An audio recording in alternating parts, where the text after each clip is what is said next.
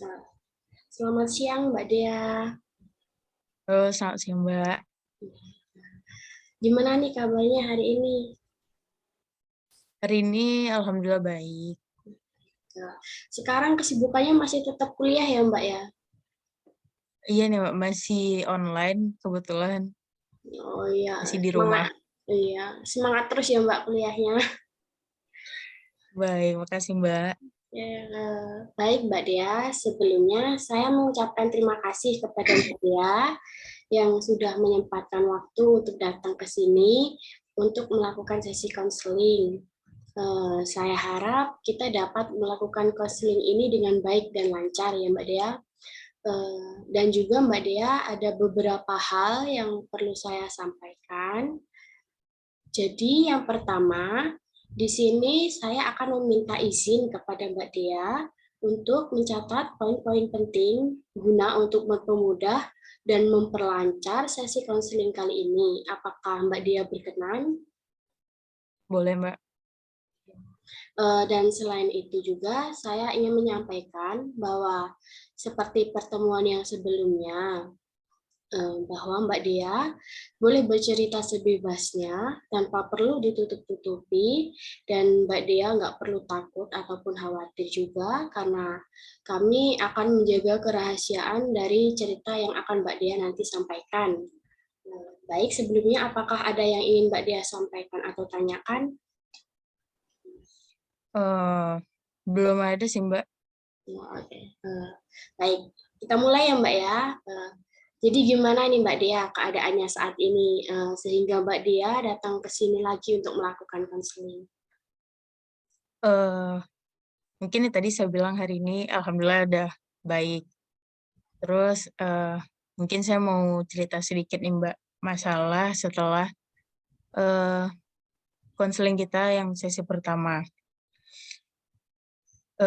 Beberapa hari lalu, mungkin seminggu ya, sekitaran seminggu gitu. eh saya tuh ngerasa bersalah gitu, Mbak. Kenapa tuh Yang Mbak? mana ya pada waktu itu satu ada seseorang yang cerita ke saya gitu. Dan saya tahu maksud dia tuh mungkin ingin berbagi cerita tentang masalah dia. Tetapi di satu sisi tuh kayak saya ngerasa dari masalah dia, saya ikutan gitu, Mbak. Ngerasa bersalah dari masalah yang dialaminya gitu. Kayak ya mungkin masih sama kayak masalah sebelumnya, masih belum bisa ngontrol gitu, Mbak. Oh, jadi sebelumnya ya Mbak, permasalahan yang sebelumnya itu tentang Mbak Dea yang mungkin merasa tidak dihargai gitu ya. Jadi terlalu memendam segala sesuatunya sendiri ya. Jadi yang membuat Mbak Dea itu merasa tertekan dan lain sebagainya sehingga Mbak Dea ini jadi melampiaskannya dengan memukul-mukul tembok itu ya Mbak Dea ya. Iya, Mbak. Jadi Dan itu terjadi lagi pada masalah ini. oh baik. Jadi sebelumnya nih Mbak Dea, sesudah kita melakukan konseling yang sebelumnya itu yang pertemuan pertama, apakah ada perubahan dari diri Mbak Dea? eh Perubahan mungkin ada, Mbak, sedikit. Cuman nggak terlalu kelihatan kali ya. Dan itu saya ngerasainnya kayak udah mencoba ngurangin buat nyakitin diri gitu, Mbak. Yang kayak mukul tadi. Udah nggak terlalu, cuman masih kayak sering mendem gitu. Tapi eh, masih mencoba untuk menahan gitu, Mbak. Baik. Kemudian untuk permasalahan yang baru lah ini ya Mbak berarti ya karena ada permasalahan yang baru ini yang membuat Mbak Dea menjadi lebih tertekan lagi gitu ya. Eh, ini saya mau nanya nih Mbak, eh, ini yang cerita ini keluarga Mbak Dea, keluarga apa temannya Mbak Dea ya? Eh, Kebetulan di keluarga, Mbak.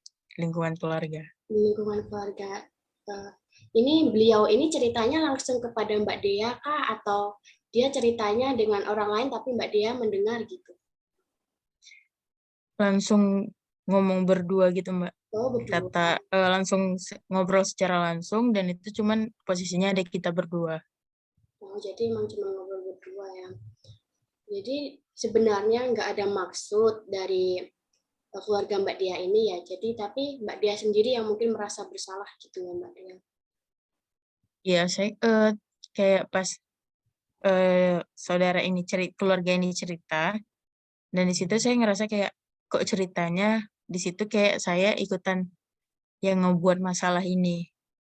Dan itu ya jujurnya sih saya nggak bisa lihat orang nangis sih, Mbak.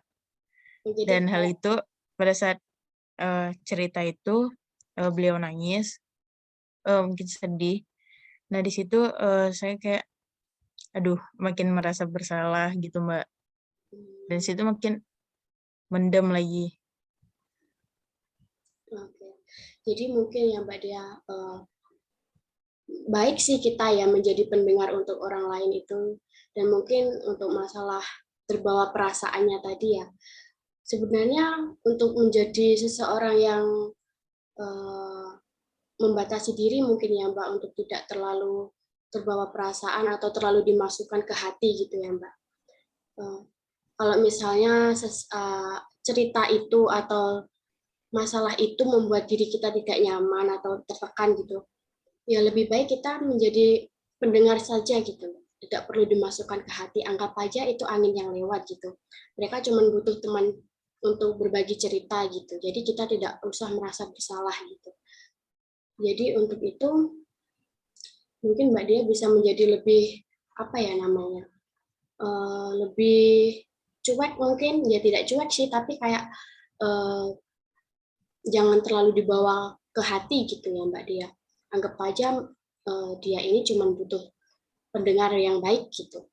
Jadi Mbak Dea cukup menjadi pendengar dan tidak perlu dibawa ke perasaan gitu Mbak Dea. Dan juga Mbak Dea, apakah pada saat itu eh, Mbak Dea ini apa ya namanya, pada situasi ini, pada situasi saat itu, pada saat bercerita apakah Mbak Dea memiliki apa ya namanya, memiliki sebuah perasaan yang lain gitu saat beliau bercerita gitu Mbak, dia ingin melakukan sesuatu yang gimana gitu, ataukah ingin ingin ikut menangis atau ingin pokoknya ingin gimana gitu Mbak dia yang greget gitu. Mungkin lebih ke reaksi yang muncul kali ya, Mbak. Kayak pada saat ngedengerin itu ya pastinya otomatis sedih juga dong. Apalagi kan ini keluarga kan yang sharing, cuman sampai ya nangis gitu. Pasti kan dia juga ngerasa sedih gitu. Dan apalagi saya tuh orangnya nggak bisa lihat orang nangis. Iya. Bukan cuman keluarga aja sih, cuman yang lain juga. Habis itu kayak mungkin setelah pada saat mendengarkan cerita, mungkin sedih aja sih, Mbak, dan keinginan buat membantu ada, cuman kalau dilihat dari situasi sekarang tuh cuman ngerasa nggak bisa nggak bisa ngebantu di sisi itu. Di satu sisi yang emang lagi dibutuhin, cuman saya nggak bisa ngisi di posisi yang itu. Nah, terus juga setelah selesai bercerita, saya lebih kayak ke ngurung sendiri di kamar. Nah, disitulah baru kayak rasa kesal. Kenapa aku nggak bisa ngebantu dari masalah ini. Terus kayak mikirin apa sih yang harus aku lakuin kayak buat biar ini tuh selesai gitu. Mungkin kalau dibilang selesai sih kayaknya mungkin agak lama ya Mbak, butuh proses banget. Tapi setidaknya kayak gimana sih caranya buat ngeringanin si orang ini biar dia tuh nggak ngerasa sedih terus. Kayak kayak gitu sih Mbak. Jadi Mbak Dea ini sebenarnya ingin membantu tapi tidak tahu bagaimana cara membantunya gitu ya Mbak Dea. Eh, Caranya mungkin tahu Mbak, cuman udah mungkin dari belakang gitu. Maksudnya tuh kayak tanpa diperlihatkan mencoba gitu. Oh, Cuman udah pasti kayak ngerasa ini nggak berhasil dengan cara kayak gitu. jadi sudah overthinking dulu ya Mbak Dea ya. Ya, kayak gitu, bisa dibilang gitu sih, Mbak. Jadi, baik Mbak Dea, saya ada sedikit tips nih. Mungkin tips ini bisa membantu Mbak Dea saat Mbak Dea lagi di situasi seperti ini ya. Ya mungkin tips ini tidak berlaku untuk semua orang, tapi tidak ada salahnya kita mencoba ya Mbak Dea. Mungkin tips ini bisa berguna untuk saat Mbak Dea di situasi yang mungkin merasa cemas, takut, atau merasa tertekan lah gitu, tidak tenang ya Mbak Dea. Baik, mungkin bisa kita praktekkan ya Mbak Dea tipsnya. Boleh, Mbak. Oke, jadi yang pertama kita rileks dulu Mbak Dea. Kita mungkin bisa lebih tegak, dia pernapasannya bisa lebih lancar gitu ya. Sampai kita tutup mata bareng-bareng ya Mbak Dea. Oke. Ya, Mbak. Jadi yang pertama Mbak Dea bisa membayangkan sedang berada di situasi yang sedang Mbak Dea inginkan gitu, mungkin yang bisa membuat Mbak Dea tenang gitu, merasa damai, mungkin di pantai atau di taman gitu. Kemudian Mbak Dea tarik napas perlahan-lahan, kemudian ditahan selama 4 detik, kemudian Mbak Dea bisa lepaskan secara perlahan-lahan. Baik, sudah Mbak Dea. Baik. Jadi itu tips yang mungkin bisa Mbak Dea lakukan ya ketika sedang di situasi tersebut. Mungkin nanti Mbak Dea kalau misal ada di situasi tersebut lagi gitu, nanti Mbak Dea bisa mungkin izin ke toilet atau izin ke dapur gitu, untuk menenangkan diri Mbak Dea dulu gitu, biar lebih tenang lagi, biar nggak terbawa perasaan lagi gitu Mbak Dea. Gitu. Mungkin ini Mbak, saya mau nanya nih, kalau menurut Mbak, misalnya posisinya kita lagi ngobrol. Nah, di sini tuh saya cuman diam gitu ngedengerin dan nggak bisa ngelakuin apa-apa. Cuman di sisi lain tuh kayak saya pengen ngerespon dari cerita tersebut. Terus tanpa memunculkan rasa sedih gitu Mbak di wajah kita. Nah, menurut Mbak mungkin ada tips atau cara buat ngerespon gimana sih biar orang tuh juga nggak ngelihat kita ikutan sedih gitu. Takutnya kan terkadang ada orang yang kayak mereka nggak mau dikasihanin gitu. Sedangkan kadang padahal kita emang ngerasa sedih ngedengar ceritanya, tetapi dia malah memikirkan kayak, aku cerita gini bukan buat si pendengar ini sedih juga gitu. Malah dengan kayak gitu makin memberatkan kali ya buat dia, buat si pencerita ini. Oke, jadi Mbak Dia ingin bisa menahan diri gitu ya, biar si pendengar ini nggak merasa kemudian melihat kita sedih terus dia jadi canggung untuk bercerita lagi gitu ya Mbak, takut membebani gitu. Ya mungkin itu tadi sih Betul, Mbak Dia bisa lebih menahan diri, kemudian mungkin izin itu tadi, terus menenangkan diri, lebih menenangkan diri tadi bisa dipraktekkan nanti mungkin kemudian Mbak Dia kemudian tidak perlu langsung mencari solusi yang mungkin bisa langsung membuat Mbak Dea malah bingung sendiri nantinya. Cukup menjadi pendengar dulu dan memikirkan secara perlahan-lahan dulu, kemudian seperti itu.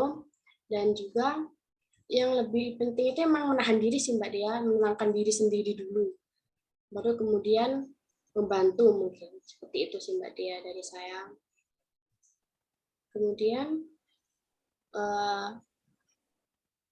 apakah Mbak Dea merasakan ada perubahan setelah melakukan konseling yang pertama kemudian yang kedua saat ini? kalau yang pertama ada sih Mbak ngerasa kayak, ya itu tadi mungkin bisa dibilang, udah ngurangin buat nyakitin diri gitu Mbak. Terus kayak, mungkin nggak terlalu kelihatan, cuman ya mungkin dari yang dilakuin hal-hal yang dilakuin setelah konseling kemarin, bisa ngeringanin sedikit gitu dari masalah yang kemarin. Itu sih, Mbak. Dan yang sesi kedua ini mungkin, saya bisa ngecoba tips-tips dari yang Mbak sampaikan tadi. Karena kan, seperti Mbak Vinka bilang tadi kayak kita bisa relaksasikan diri kita terlebih dahulu buat ngedengerin cerita orang tersebut dan nggak usah dibawa ke hati gitu ya, Mbak. Dan itu mungkin setelah ini saya akan mencoba buat ngelakuin itu, meskipun kita nanti belum tahu hasilnya gimana, tapi setidaknya saya mau ngecoba dulu.